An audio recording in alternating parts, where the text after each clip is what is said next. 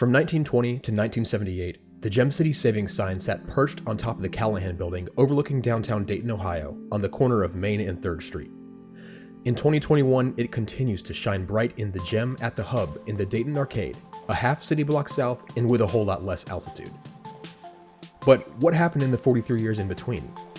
That story starts with retired downtown planner and all-around saver of Dayton history, John Gower. My name is John Gower. I'm an almost lifelong Daytonian, and I've been at this since I was 13 or 14 years old.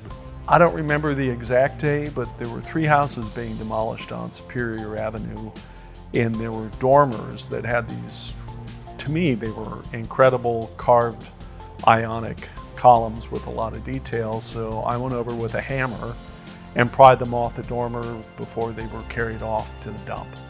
And that really sort of got me started on collecting these things, because at that point in time my head was, oh my goodness, somebody has to save the city and the stories of the city. And just because I was intrigued with architecture, I was going out and saving all sorts of stuff. The Gem City sign, I got a call literally in the middle of the night from some folks that were moving out of Englewood, Ohio, and they said, we have part of the old Gem City sign here in the garage, but it's got to be hauled away tomorrow. Are you interested? And I said, of course I'm interested. So I had to borrow a truck, went out there. We put it in the truck. I put it in my backyard, and it sat there since 1970. I'm going to say this would have been early 80s that I got the call for the Gem City sign. Fast forward, last fall, Dave Williams had said, well, you know, IACT is moving into the underground. And I said, well, they've got to have the Gem City sign. Going from being filled with 40 years of backyard debris to a brilliant centerpiece representing Dayton's restoration wasn't going to be an easy task. That's why the Gem City sign was placed in the hands of the incredibly skilled Dayton artisan, Burgess Gow. My name is Burgess Gow. I do custom wood and metal furniture and small commercial installations. When I first saw the Gem City sign, I was immediately inspired.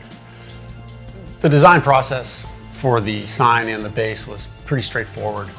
I offered up a few visuals through SketchUp for a long base with some beautiful grains on the wood, and then also turning the sign into a marquee where it's well lit.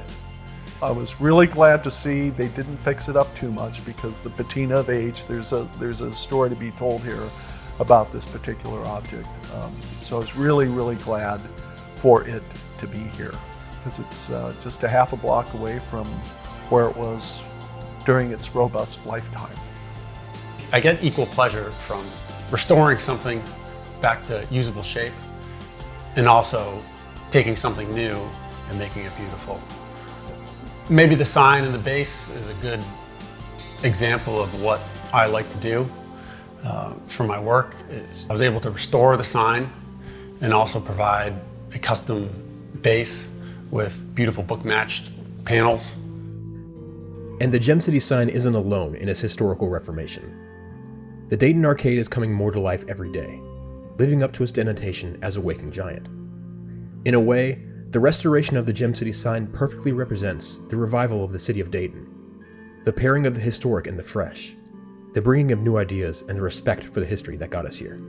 I think it's about love and passion, continuing to tell the story, understanding that we each have a role in continuing the story on for the next 10 years, the next 30 years, the next 50 years, the next 80 years, and these little parts and pieces, you know, tell part of that story.